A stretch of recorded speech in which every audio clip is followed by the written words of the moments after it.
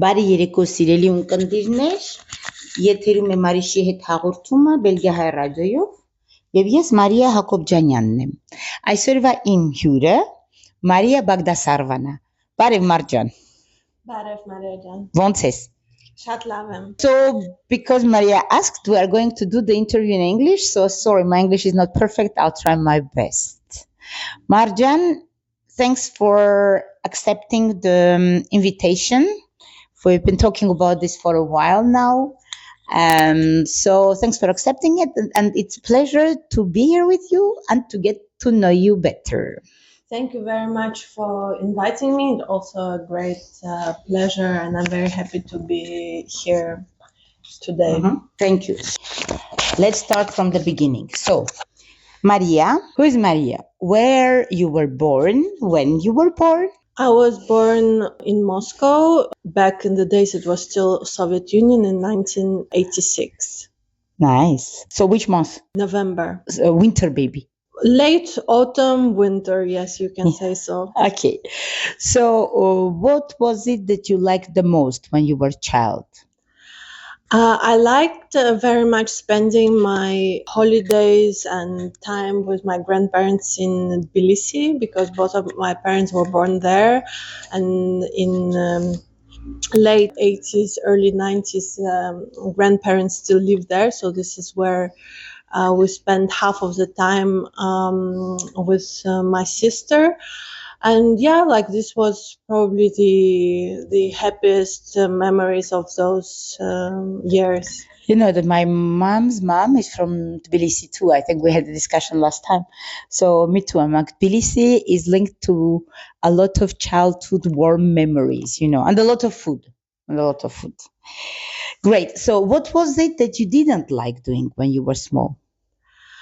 It's a great question actually, but and I don't have an answer to that because most of the memories that I kept until today of those days are positive. Maybe like now that you ask me and I start thinking about it, you know that in every Armenian household there are a lot of family gatherings and gatherings of a lot of people, friends coming over, and sometimes that felt a bit overwhelming. Yeah. Even me as a child, I felt that, but yeah, you survived. I surely did. So you go to kindergarten, then you go to school, but you had a lot of hobbies. So what were your hobbies? How did you spend your free time? So my parents, they put a lot of emphasis on trying to, let's say, to make me try many different things. So I remember doing art school, figure skating, music. But as the year passed, there was a need to focus on one thing because school took a lot of time, and it was obviously the priority. So out of these three things, I also ballroom dancing. Also no drawing school. For art school, yes like too. It was like art architecture school that I did for a few years. But then there was a moment where we needed to choose, and I needed to choose, and it was music where I showed more talent, let's say. So then the other things were sidelined and dropped eventually, and I focused on music. I played violin. Violin? I thought it was piano because I saw recently you playing piano. Yes, that's true. But when I was in music school, so and in like Russian Soviet education system. Yeah, you had piano classes too. Yeah, piano classes are obligatory for everyone, regardless of what you do. Right. You can be a singer, but you would still need to do a basic number of piano hours. So I had only a basic grasp of the skill. So, but now actually, this is what stayed from my music years, because I do still play piano, not violin anymore, but violin was my First major, love. yes, my first instrument. Nice. We will be back to the figure skating because I think that it has a special place in your heart. But so you finish your school, then you go to the university in Moscow. Yes, I went to Moscow State University. I did a degree in Western European area studies. So this is probably my first link to Brussels was pinned there. Then I also did my second degree was in economics. It was all both of them happened in Moscow. Ah, okay. What's happening then in your life? How do you come to Brussels? What brings you to Brussels, and when do you come to Brussels?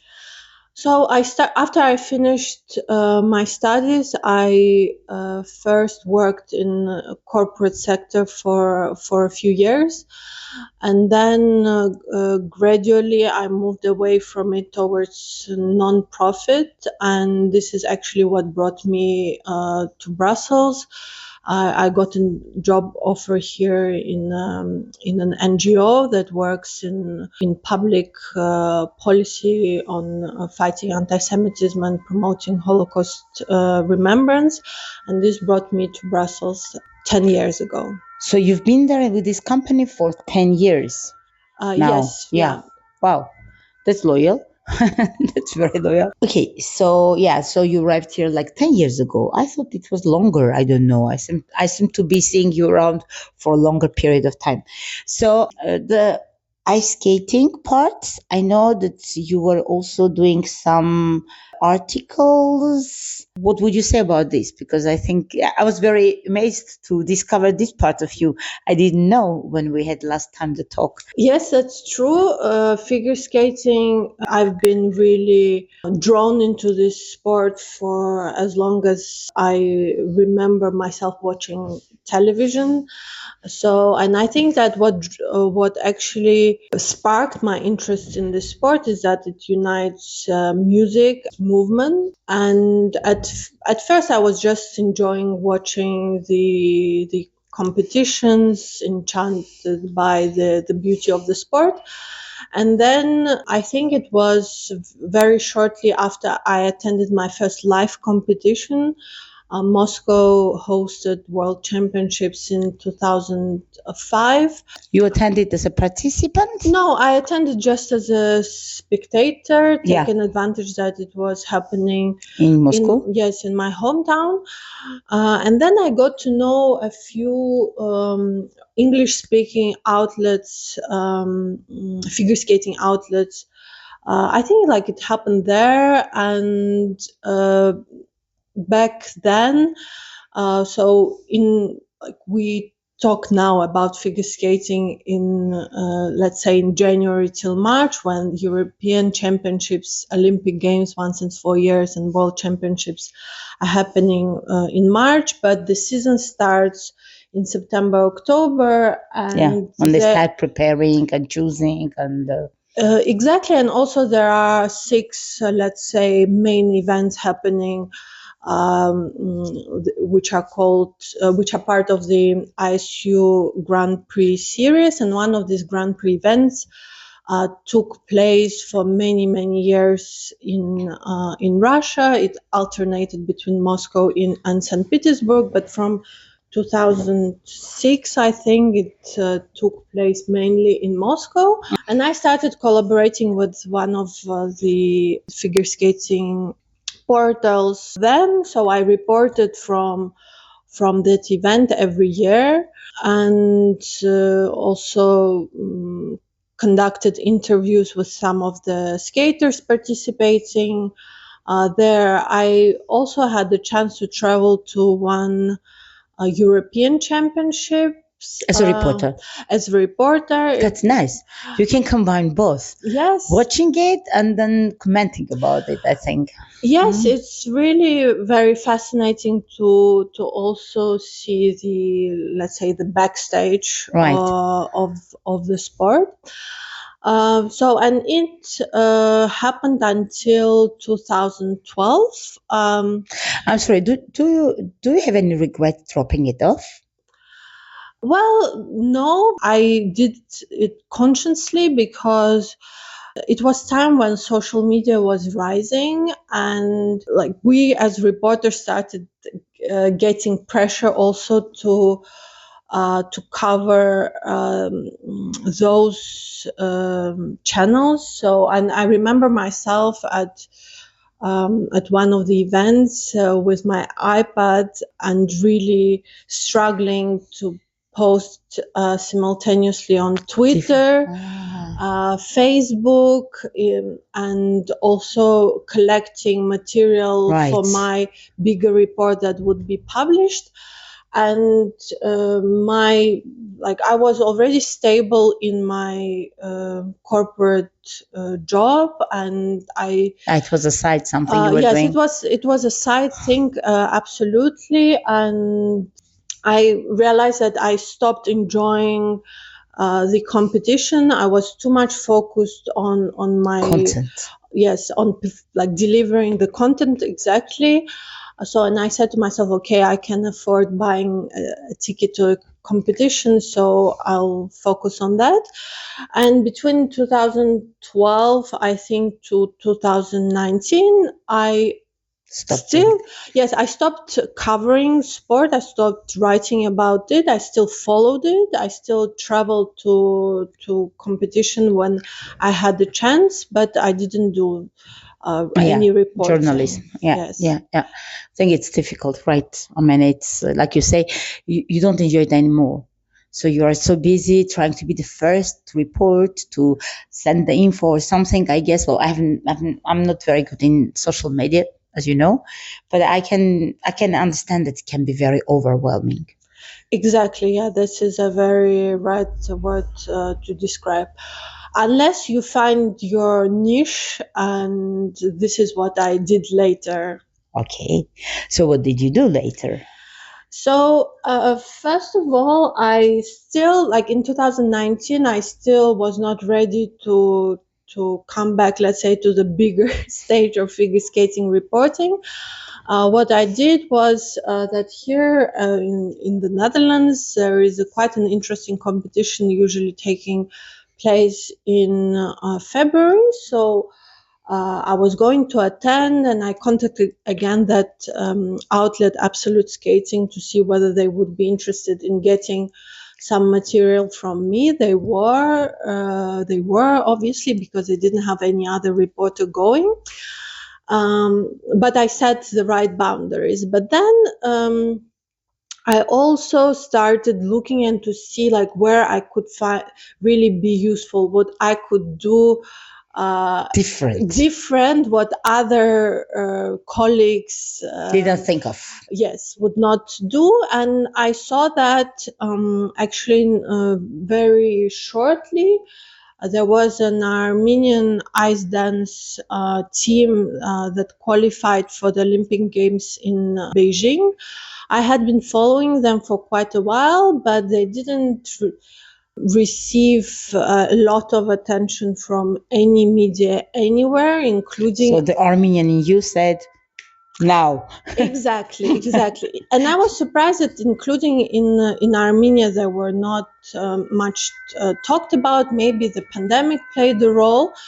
But then they qualified, and I did a feature in English, a very large one. It was also because I'm talking about Tina Garabedian and Simon Prusnekal. Tina is... Simon Prusnekal, he is Armenian too? Well, he is what we can call Armenian by marriage. Yes, by choice. Tina, she's Canadian Armenian. She was born, raised there, but her family is from Lebanon. And there was a lot of discussions why they represent Armenian. Of course, for us in the community, there was not need to explain why an Armenian would like to represent. You're right. There are a lot of Russian, ice skaters of Russian origin that represent France and Europe in different countries. So why they don't ask that question to them? They ask those questions because this Russian ice skating or figure skating school is very famous. Yes. It has been famous. So I guess it's very. I don't watch a lot, but I liked, like you say, about this artistic part without understanding much about the technical part. But yeah, you have a lot of Russian names in the figure skaters representing different European countries or America. Yes, well, it's a first of all, I need to point out that there are questions are raised about that too, and there is a reason why this is happening, and it's not only connected with the school. With the band. It's exactly as you say. It's connected with the school, and especially in the pairs sport, be it ice dance or pair figure skating, it's very difficult to find a suitable partner, and Right. of course it's much easier to do so or from a country with a much bigger pool like Russia.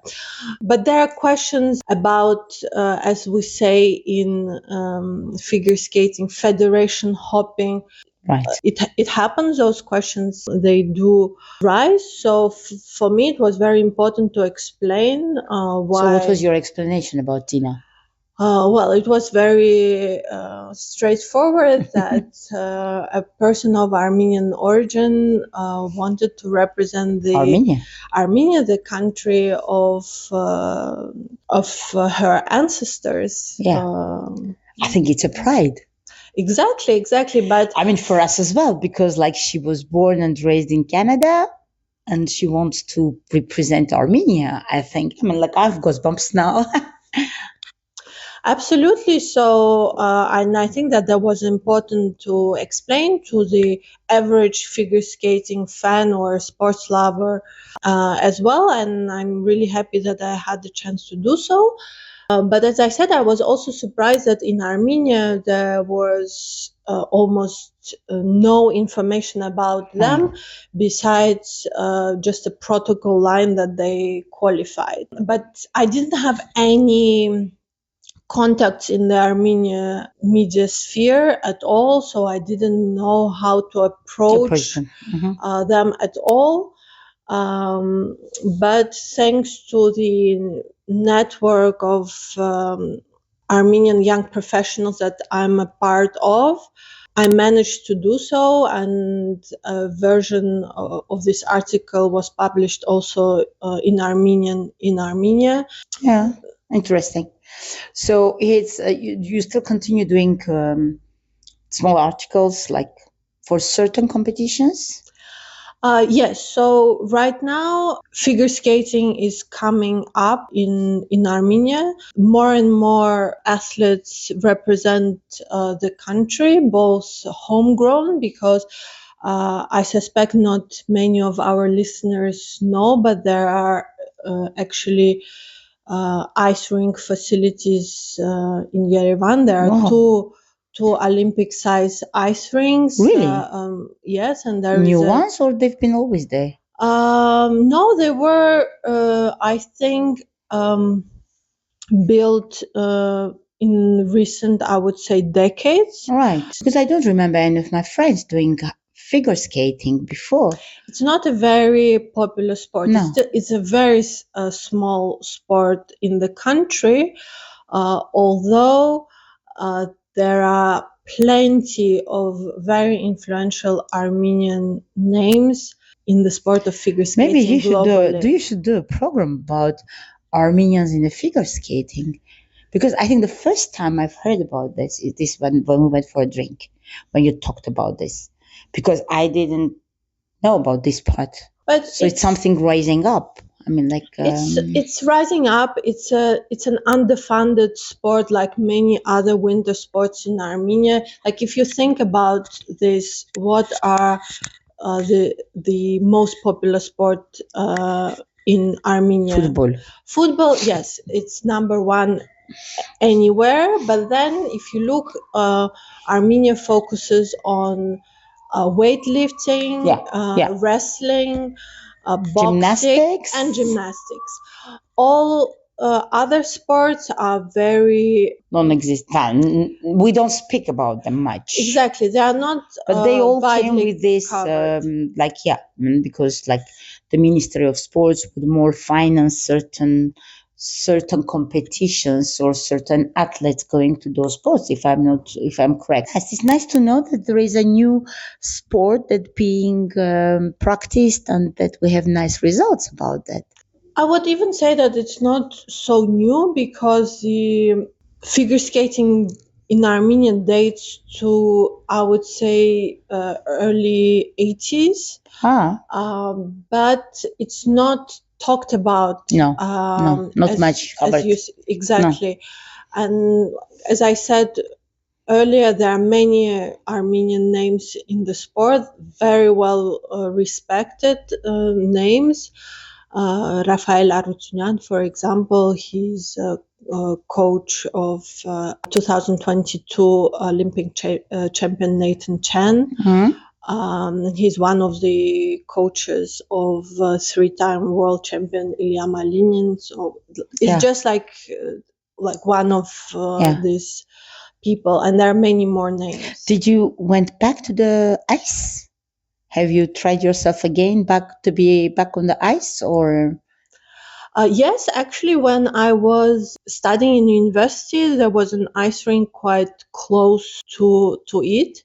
And I took for 2 years classes there as an adult. You can learn at any age. It's never too late. So I did that. And then all of a sudden, all Armenians will go to learn ice skating now. But there are a lot of people who are doing the ski and etc. So now it's being great. I mean, with Tahkadzor and everything in all the resorts for winter, there are more and more people who are doing winter sports. I think that Armenia has enormous potential in winter sports, as you say, in alpine skiing, in Nordic skiing, like cross-country skiing, figure skating as well. So, and it would be great if those sports would get attention both from the public, from the media, and also from the state. Let's hope for it.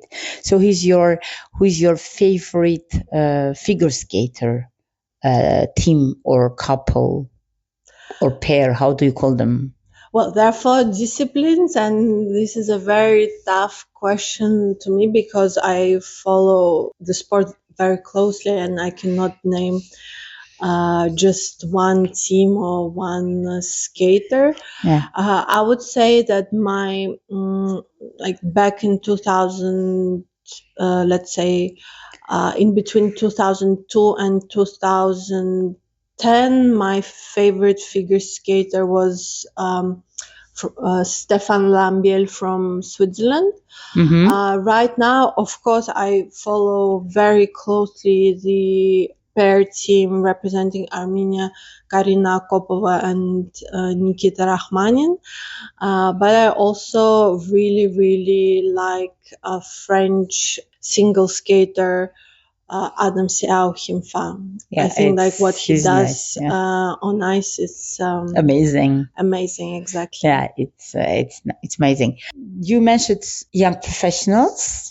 We're jumping from one subject to another, but I think that figure skating being your passion, we could talk over and over hours. Sure. But I would like a bit to cover different sides of who Maria is. I'm not sure how good people know all these things because I discovered after 10 years. So, never late. So young professionals. What is it about and what is it that you guys do and how can people become members? How can they find you? Yeah, I'm sure there are a lot of people who are listening to us and could be interested in this pod. Sure. So there is a group of Armenian young professionals here in Belgium. We function under the umbrella of AGBU, Armenian General Benevolent Union, the biggest Armenian charity organization worldwide that celebrates this year 120th anniversary. A young professional program exists already for 30 years. The Belgium chapter, and we're one of a very few young professional chapters that cover the whole country. Well, because Belgium is a small country. Big, yeah. It was founded in 2015. So it's been recent.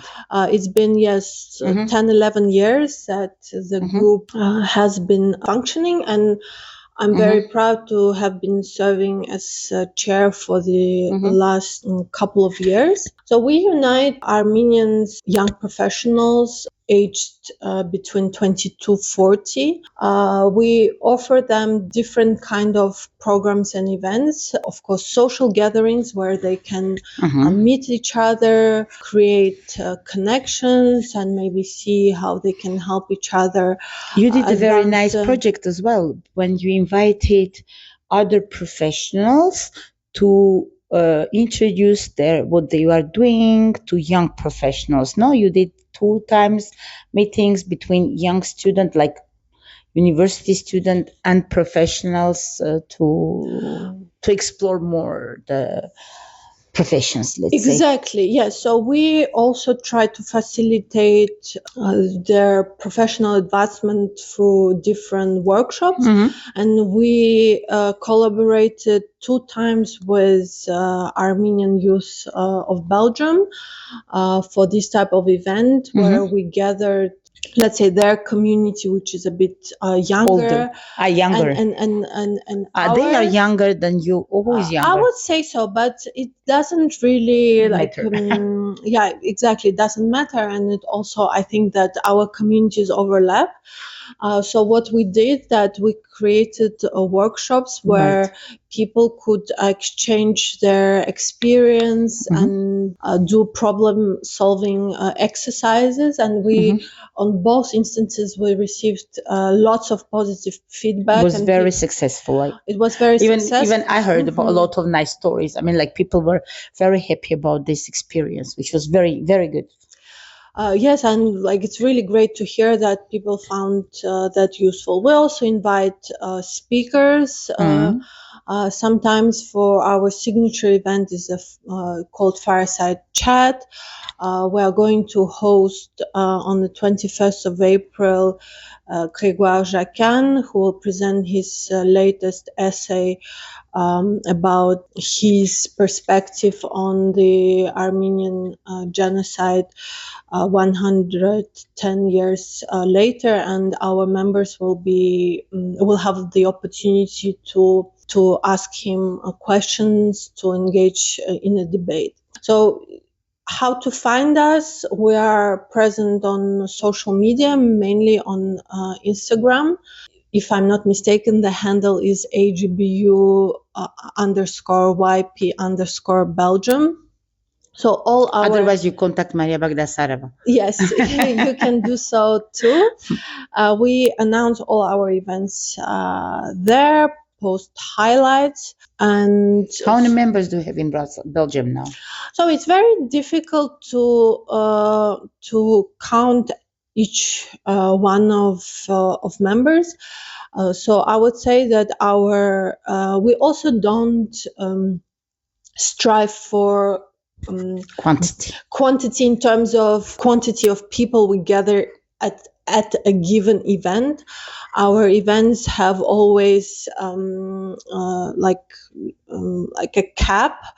We try to keep the group small. I'm not talking about our drinks and afterworks. It's different, but everyone is welcome. So there are drinks afterwards, and they are aimed events. So with specific subjects and topics which are different from the drinks where people just gather together and then get to know each other. Exactly. So when we invite a speaker, we try to limit the number of people to 30, so that everyone has a chance, if they have a question, if they would like to engage into discussion, to do so. It's more difficult when the group is bigger.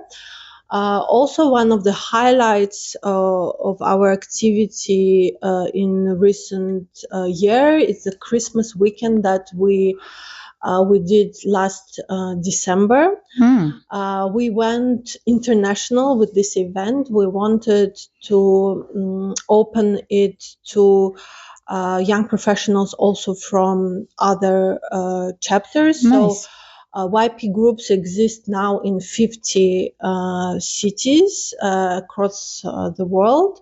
The most recent addition, you will not believe it, but it is a YP Tokyo. So there is an Armenian community of young professionals, even in Japan, as far as that. Impressive. Yes. That's incredibly impressive. So, and we opened our event to neighboring countries. So you went together for a weekend. Where did you go? We stayed in Brussels. We took a chance to show the Belgian capital in its nicest Belgian hospitality. Also Art Nouveau. We of course visited also Fondation Bogossian Villampan. Right. We had a very nice dinner with traditional Belgian specialties, and we gathered again 30 people. Half of them were from Belgium, and half of them came from Paris, surrounding France, countries, maybe, Netherlands, Germany, Switzerland. Nice. And this was the first time you were organizing this?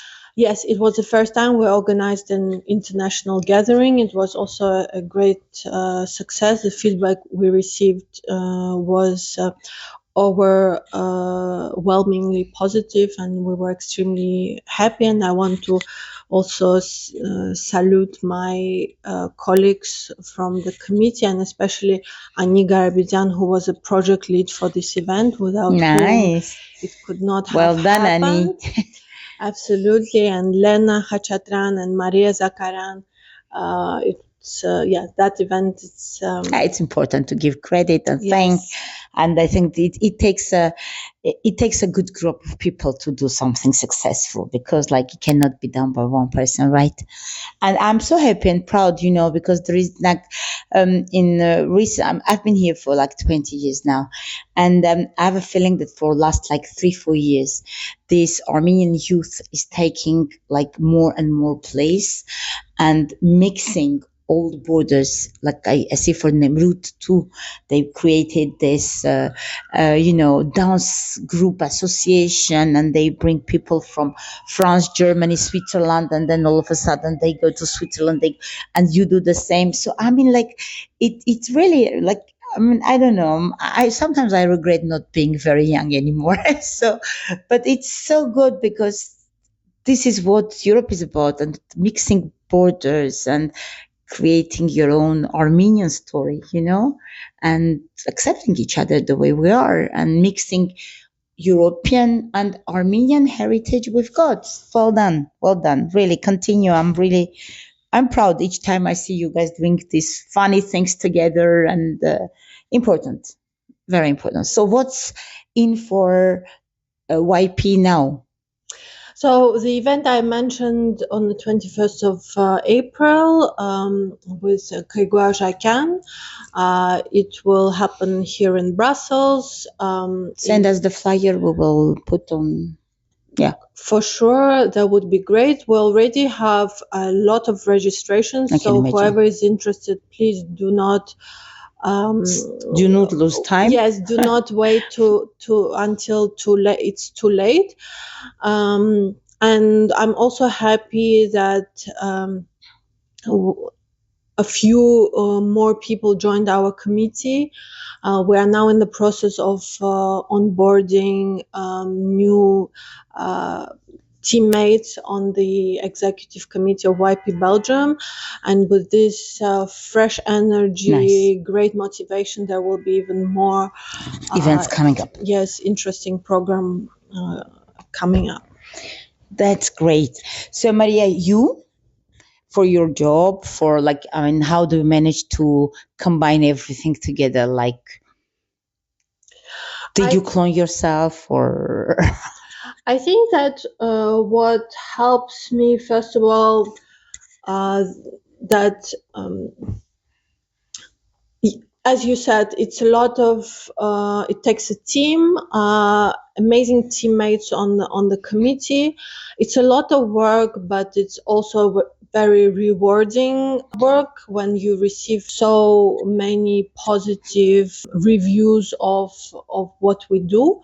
That really helps you keep going. Also, in my main job, I organize a lot of conferences and events, so kind of all the skills that I learned in my professional career, I try to apply in the activism as well. Very nice. So I've prepared a few questions. How do you want to be remembered when you are gone? Oh, that's a very you still have time. Interesting question. Not a tough one. Well, I think that first of all, as a good, kind person with spark in what I do and what interests me, and also I hope that I would manage also to share that spark with those around me.